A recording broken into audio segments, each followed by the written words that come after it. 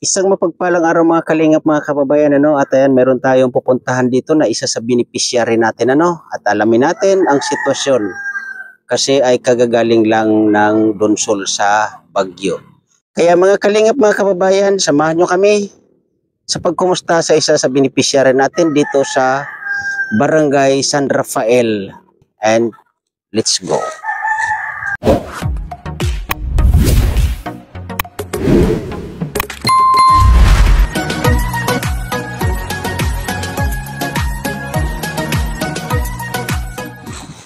So, dito tayo. Oh. Nasira ang kanilang bahay.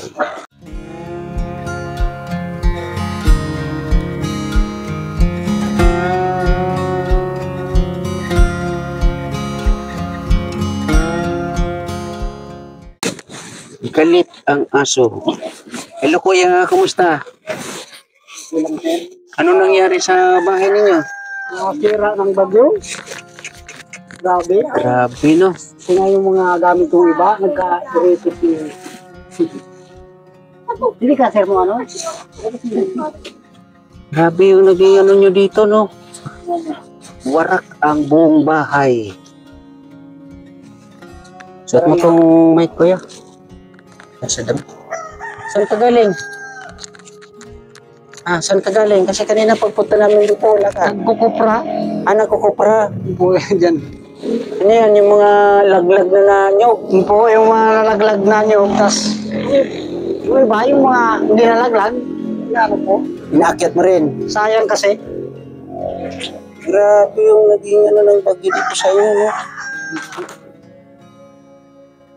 Yung mga kalingap, mga kababayan, kita na inyo yung sitwasyon nila rito, no? Warak talaga, pati kusina, ubos. Grabe, no? Walang natira sa kanilang bahay. Kumusta, bebe? Wala kayong bahay ngayon? Nako, kawawa naman. So si ate, ano pangalan ni ate ulit? Ana Rose. Ana Rose. Kumusta ang sitwasyon ninyo, ate Ana Rose? Hindi mabuti. Ikaw, baby, kumusta? Ikaw, baby, kumusta? Okay lang. So, saan kayo ngayon naka-impil ngayon? Nakikitulog kami dyan sa ano, hindi pa naayos yung ano ko. So, anong plano nyo dito sa bahay nyo? Nag-uipon-iponan para makapatayo ulit. Kasi hindi naman pwede dyan na magpermanente. Oo nga. Isang linggo nga lang ang hiningi kong palugit dyan. Nako. So, paano yan? Ilang araw na lang? O ilang araw na kayo nakatira dyan? 2 at 3. 3 araw na. Nako, 4 na araw na lang. So, wala kayong pwedeng lipatan na bahay dito sa... Sa magulang ko meron naman. Kaya lang, yung malayo din dun. Malayo din. Binabantayan ko kasi itong ano na to. Tsaka itong ako nagpapantay ng ano na yan. Yung anong tawag nito? Water station. Water station. Ang mga gamit kasi niyan, baka mawala. Binabantayan. Okay. So ano yun, kung ikaw yung nagbabantay, may sahod ka dyan? Wala po, sa barangay naman kaya yan. Sa barangay. Hindi naman yung pang negosyo. Barangay. Okay. So, sabay, sa ano pala yan, mga, anong tawag nito? Presidente ng barangay ng San Rafael. Okay. So, yan po mga kalingap, mga kababayan, ang sitwasyon nila rito, no? Anong pangalan ulit ni Kuya? Jonathan po, militante. Ni Kuya Jonathan. Ang kanilang bahay, ulitin ko, ay wala na. Sira na ng tuluyan. So dito kuya, may mga mapakinabangan pa kaya dito ng mga materyales? Palagay mo? Itong mga ano na to, matigas pa naman yan. Okay. Magagamit pa yan. Yung ano lang, yan din na talaga magagamit. Yung mga yung mga talagang as in nangabali. Oo, nabali na. Oh, so ang gagawin mo nito siguro muna, babaklasin. Oo. Kukunin ko yung mga kahoy na matigas pa. Kakabit ulit. Okay. Kaya lang, kulang na. Kulang na ng materyales. So pag nagpagawa ka dito ng bahay ay simple na lang. Yung madali. Kumbaga madali ang trabaho. So kung halimbawa, may magdagdag ng materyales, pwedeng ikaw na yung gumawa. Opo, marunong naman po ako yung magkabit. Okay. Okay lang. So si Ate Ana Ros, ang magiging katuwang mo na lang. Ayun. At si Bebe, ay naku, mga bata pa. So ilan nga pala anak mo? 4. 4. Asan yung isa? Kasi tatlo na to. May eskwela yung isa. Ano yung panganay? Opo. Kanina ang umaga, pumasok sila. Ngayong hapon, wala nang pasok. Okay. So lahat ito nag-aaral ng mga to? Opo, nag-aaral yan lahat yan. Daycare. So, ano yung panganay mo? Babae, lalaki? Babae. Babae.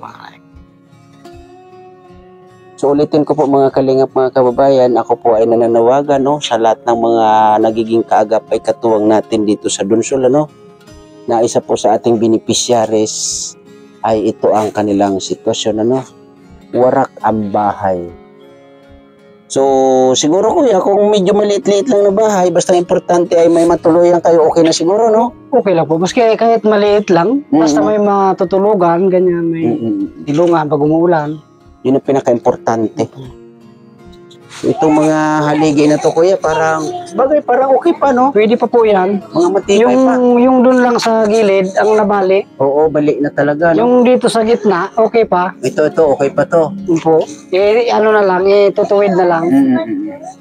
So, gano'n na lang siguro, at Kuya Jonathan, dasal po tayo na may makatulong sa inyo, lalong-lalo na sa mga materialis na kukulangin dito, no? Yun po. Na may makapag-donate or makapag-ambag para sa inyong munting kubo na kukumpunihin.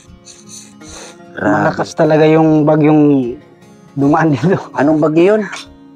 Uwan. Si Juan. Grabe naman si Juan. Yung dalawang panel nga niya, natanggal din. May natanggal din dyan na Dalawang panel. Ano bang gamit niyan? Kuryente o ano? Solar. Solar. So ano lang yan? Sa tubig lang talaga? Tubig lang. Okay. So sa ngayon dito, may kuryente na ba? Wala pa po. Naku, wala pa. Dunsol, meron na. Sa Dunsol meron na? O sa bagay, doon kasi sa amin sa Dangkalan meron na rin. Meron. So kung sakasakali kuya, anong gusto mong bubong dito? Anahaw lang. Anahaw talaga? Hindi mainit. Hindi mainit. So yung anahaw dito kuya, magkano naman? 2 piso. 2 piso. So may pagkukunan ka sakasakali? Meron po dyan sa okay. binibil. So sa palagay mo, mga ilan daang anahaw to? Butong siguro ng 1.5. 1,500 na anahaw. So kung sa 2 piso, 3,000. 3,000. 3,000. Hindi pa kasali yung mga Kahoy. Oo. Nylon, pantali. Ano na lang yan, Magagawa na lang ng paraan. magagawa na lang ng paraan. Yung iba, yung kulang, magagawa na lang ng paraan. Oo, tama. Pako. So, ang dingding pa ang problema, no? Temporary, kahit trapar lang muna. Yun. Basta yung maitayo. Oo, tama. So, dasalan po tayo, Kuya Jonathan, na may makatuwang kayo. May makatulong sa atin para maipagkubo niya ang inyong munting kubo na to. Grabe, kawawa mga kalingap yung naging sitwasyon nila rito. So, nung time na yan, bagyo, nung nagkaganito, nasaan kayo? Dito kami nung bagyo, bandang alas 11, yung nagsisimula na yung hangin, palakas na siya. Tumakbo kami papunta dyan sa... Doon kayo nagtago? po, sa Islam. Grabe. Kahit may mga gamit dyan, nagsiksikan kami. Kasi unang-una yung mga bata, kawawa, Yun nga, ginawan ko ng yung mga kahoy nila dyan, linabas ko muna. Okay. Mga Buti mayroong ganyan dito, no? Kung wala, Nako, hindi alam kung saan kayo pupunta. So hindi nyo naisip na kumbaga lumikas noong time na yun? hindi ako naglikas sa eskwelahan dahil niisip ko, mayroon namang sisilungan na Okay. So, pero kung wala talaga yan, na Islam na yan, lilipat talaga kami. Kumbaga yan ang nagdala ng lakas na loob sa iyo. Kaya hindi kami bumakwit sa eskwelahan. Yung iba, pumunta sa eskwelahan, nag-evacuate sila. Yung kapitbahay ko, Pero grabe yung bagyo dito, no? Po, yung mga nyug nga na, mga bali. Grabe, no? Mga kalingap, mga kababayan, tingnan nyo yung nyug, oh. Ubos. Wala nang dahon. Wala nang bunga. Yung mga saging, oh. Grabe, no? Yung nang nyug na yun, nabuwal. Ah, may mga nabuwal dito na nyug. Yung yan, no, sa likod. Ay, oo nga, ano? Grabe, no? Grabe talaga mga kalingap, mga kababayan, yung dumaang bagyo dito sa kanila. Sila ay tumbok talaga. Yung kanilang kusina, warak. Grabe, oh. Ay, nako. So, kumusta ngayon po ang pamumuhay ninyo? Sitwasyon ba? Nag-ano kung nagkatsaga magkupras para, Ano yan? Pag nakupra yan, sa'yo na. di mo po, may kahati ako yung may-ari. Ah, okay. Po. So, ano yung usapan ninyo dyan? Hati. Ate? Ah, very good. Pero sa'yo na lahat. Ikaw nang, kumbaga, magbababa ng nyug, kumbaga, lahat. lulutuin pa ang nagagawing kopra. Lahat na. Grabe. Yung may-ari, naghihintay na lang mag-abot ng pera. Oh. So, mga ilang araw pa yan bago maprodukto. Na 4 na araw. Siguro. Grabe, no? Kahapon, nagsimula na kami kahapon. Okay. Pangalawa na ngayon. Grabe, no? May bigas kayo dyan, kuya? Meron. May sasaingin pa naman mamaya. May sasay ko lang mamaya. Gwapo niyo, oh. Ilang taon na to? 8. Ah, ito bunso. Ito ba yung bunso? Po, 5. 5 taon. Yung babae, Siyam, Jem. yung panganay mo, ilang taon na? 12. Ah, okay. Si Anbaya, gagamitin ko yan. Kawawa yung mga bata, mga kalingap, mga kababayan ko, laging ganito yung kanilang sitwasyon, ano? At ayun nga, pansamantala doon sila naka-impil, ano?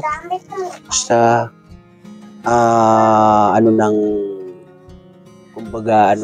pinaka ng tubig dito sa Barangay San Rafael. So, malapit lang ito mga kalingap sa ating Tres Maria. Yung ating Tres Maria ay nandoon sa area na yun, ano? Doon, papunta doon. Yun.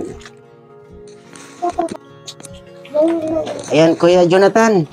May bigas tayo dito. Po, salamat. Yan, pang dagdag saing. Pang saing naman sa sunod na araw. Yan. May bigas si Kuya, oh.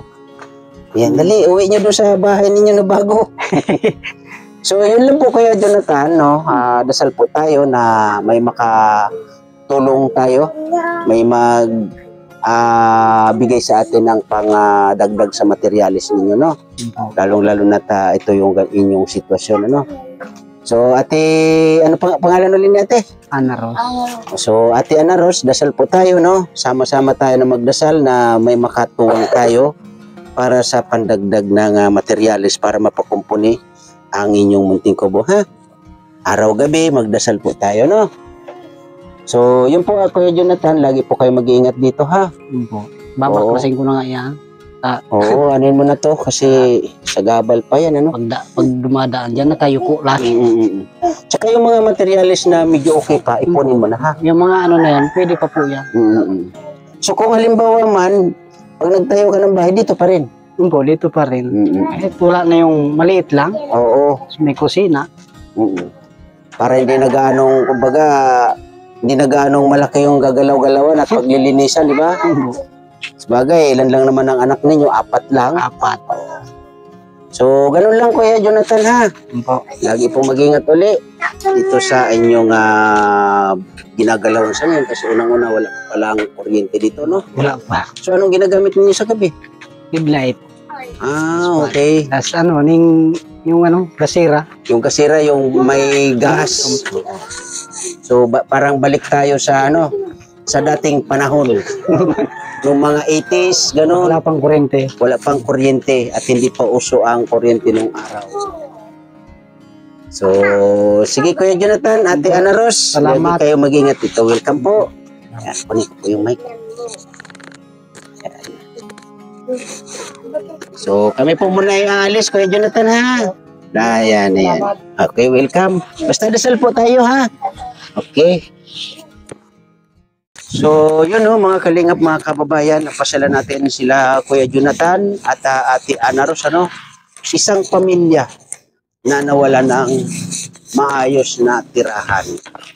Kaya ako po nananawagan muli sa mga nagiging kaagapay, katuwang natin ito sa Luzon, na mabigyan po natin ng konting tulong sa materyales ang pamilyang ito. Kaya maraming salamat po, Ma'am Bertos Woman, Ate Dirolan, Miss Kisnel Channel, Ate RNDB, Ate Lauren Biraket, Ma'am Ermagalo Mix Vlog, maraming salamat po. Sa Team Kuroda, thank you po na marami sa inyong suporta. At siyempre sa ating mga viewers dyan, sa mga nanonood sa aking premiere, thank you na marami. At siyempre, lalong-lalo na unang-una, maraming salamat Kuya Bal Santos Matubang, Ate The Vlogs, and Kalinga Prab. Sa lahat, sa mga sa aking premiere muli, thank you na marami, and God bless po sa lahat. Bye-bye! Ingat po tayo parati.